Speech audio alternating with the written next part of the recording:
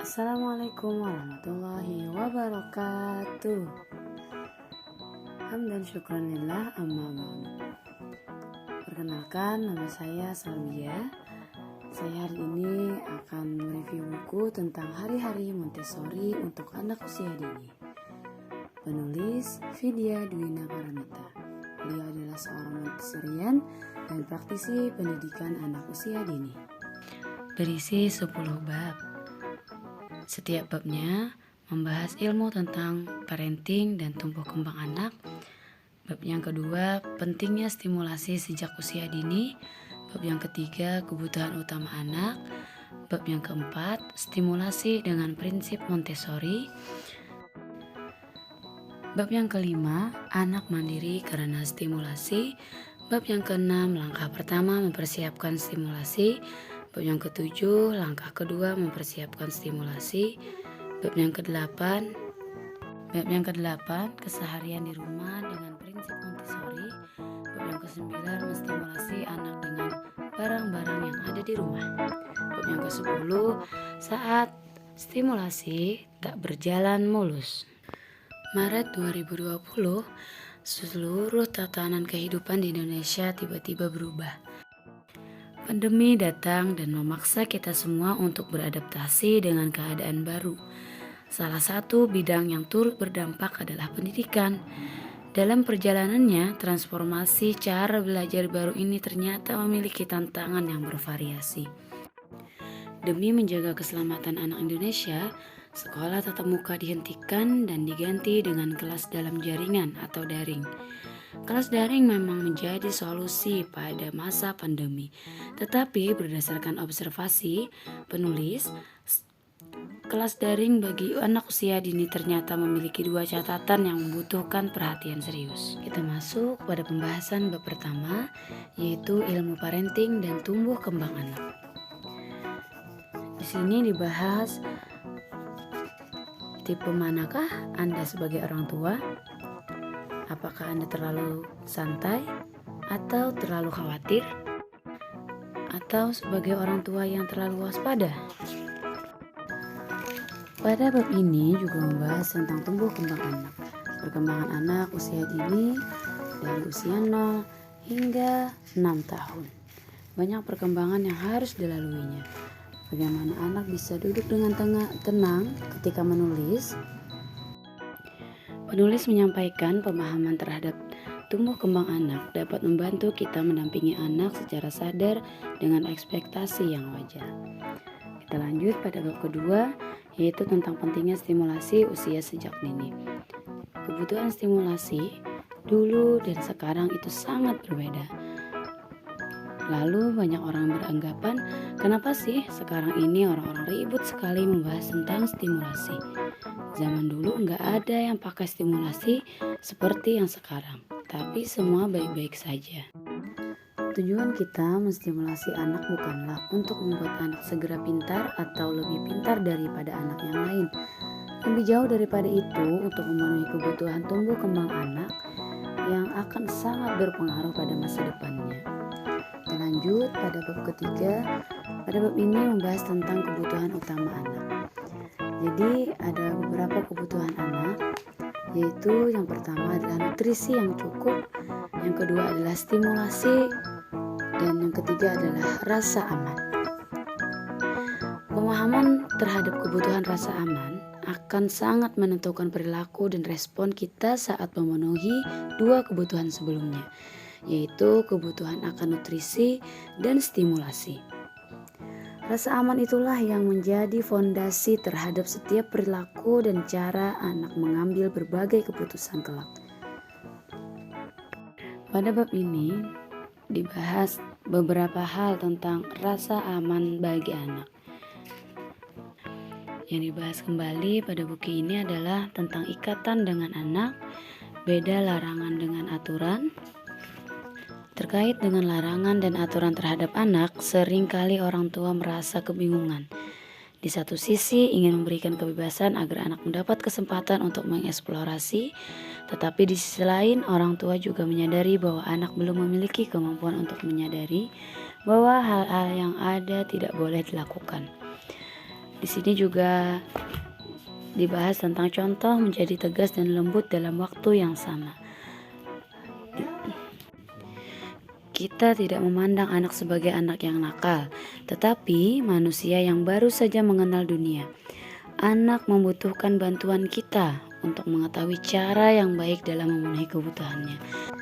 Jadi pada buku ini juga diberikan contoh bagaimana cara kita merespon kesalahan anak.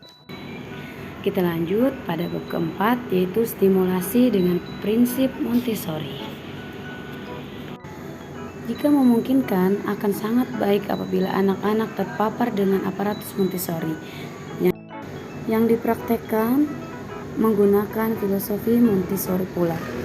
Mengingat manfaatnya yang demikian baik, namun jika ternyata kondisi betul-betul tidak memungkinkan, kita tetap dapat mempraktekkan filosofi Montessori di rumah dengan menggunakan barang-barang yang ada di rumah. Pada bab ini membahas tentang filosofi Montessori. Kita akan mampu melihat beragam manfaat yang didapat anak dari aktivitas menggunakan Knoblet cylinders. Anak memahami konsep ukuran, anak memahami konsep urutan, koordinasi mata dan tangan anak terstimulasi, dan banyak lagi yang lainnya. Banyak kegiatan yang bisa dilakukan anak juga. Anak membawa batang kayu panjang, itu bisa kita lakukan di rumah. Kemudian anak menyusun pink tower dan yang lainnya. Kita masuk pada bab kelima, yaitu tentang anak mandiri karena stimulasi. Pada bab ini yang dibahas ada dua, yaitu tentang kemandirian anak, kemudian perkembangan kemandirian anak. Tujuan utama mengajarkan kemandirian pada anak adalah agar ia dapat melihat citra dirinya dengan positif, karena anak merasa mampu membantu dirinya sendiri. Misalkan anak menumpahkan air saat mengisi gelasnya, memang bisa jadi hal yang sangat mengesalkan, terutama ketika kita sedang merasa begitu kelelahan. Namun semoga kita dapat lebih mengelola respon kita dengan memahami bahwa banyak sekali hal yang didapat anak pada peristiwa tumpahnya air. Yang kedua yaitu perkembangan kemandirian. Pada bab ini, perkembangan kemandirian dari mulai usia 9 bulan hingga 5 tahun. Misalkan dari usia 9 bulan, di buku ini dibahas tentang makan sendiri dengan tangan hingga anak sudah dapat melakukan aktivitas sehari-hari dengan mandiri. Kita lanjutkan pada bab ke-6, langkah pertama mempersiapkan stimulasi. Pada bab ini ada beberapa langkah yang disampaikan penulis, yaitu yang pertama mempersiapkan diri sendiri. Kita sebagai orang tua, kemudian menjadi orang tua bukan berarti melupakan kebutuhan pribadi kita. Yang ketiga yaitu mari berlatih mengenali diri. Yang keempat, perhatikan sekitar kita. Kemudian yang kelima, tak ada orang tua yang sempurna. Dan keenam adalah menjadi sumber rasa aman. Buku ini Masya Allah luar biasa ya, sangat bermanfaat. Kemudian banyak hal-hal yang harus kita lakukan untuk anak usia dini. Contohnya salah satunya ini mengenalkan segala sesuatu dari yang konkret menuju abstrak. Anak belajar dengan menggunakan benda konkret. Contohnya pengenalan segala sesuatu dari yang konkret menuju abstrak itu seperti buah nanas sungguhan ketika kita mengenalkan kepada anak. Kemudian miniatur buah nanas, gambar buah nanas, tulisan buah nanas. Jadi pengenalan dari benda yang konkret menuju benda yang abstrak. Kemudian kita sebagai orang tua harus bersedia melakukan pengulangan kepada anak-anak kita. Yang ketiga, menjadi penghubung anak dengan lingkungan. Ketika perjalanan pengasuhan dan upaya kita menstimulasi anak menemui beragam tantangan, kesiapan kita sebagai orang dewasa adalah kunci utama. Pahami peran kita yang sesungguhnya. Mari merefleksikan kembali peran yang selama ini kita jalani, baik sebagai guru ataupun orang tua. Masuk pada pembahasan bab ke-7, yaitu langkah kedua mempersiapkan stimulasi. Langkah yang pertama adalah mempersiapkan lingkungan, kemudian menyiapkan area serba boleh. Benda yang disiapkan adalah benda nyata sesuai ukuran dengan anak. Kemudian area yang tenang dan nyaman. Konsep alas kerja. Lanjut. Alas kerja membantu anak bekerja dengan tujuan. Saat mengambil aparatus, anak akan mengambil dari rak, lalu meletakkan aparatus di atas alat kerjanya. Proses perjalanan dari rak menuju alas kerja ini pun sungguh bermuatan stimulasi, karena anak menjadi fokus bergerak dengan tujuannya, membawa aparatus sambil berpindah dari satu tempat ke tempat yang lain dengan tujuan yang spesifik. Hal tersebut akan membantu meningkatkan body awareness dan kemampuan motor planning anak. Lanjut pada bab ke-8, keseharian di rumah dengan prinsip Montessori. Pada buku ini dibahas tentang kegiatan yang dilakukan anak di rumah, yaitu tentang kegiatan proses makan, proses minum, proses mengambil makan dan minum dengan sendiri, kemudian proses mandi. Yang kelima itu membersihkan mainan, memakai baju, celana, dan sepatu sendiri. Kemudian yang ketujuh yaitu kegiatan memasak. Nah, kegiatan memasak ini orang tua bisa melibatkan anak dalam proses memasak. Contohnya membuat pisang goreng. Langkah yang perlu dilakukan: anak membantu memotong pisang atau memotong sayur menggunakan pisau yang seusia anak. Yang ke-8 yaitu mencuci dan melipat pakaian.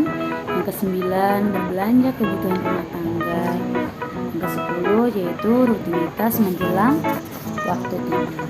Masya Allah, luar biasa ya kegiatan-kegiatan yang sehari-hari biasanya kita lakukan, itu kita ikutkan anak pada kegiatan itu sangat-sangat membantu untuk ketuntasan sensori motorik anak.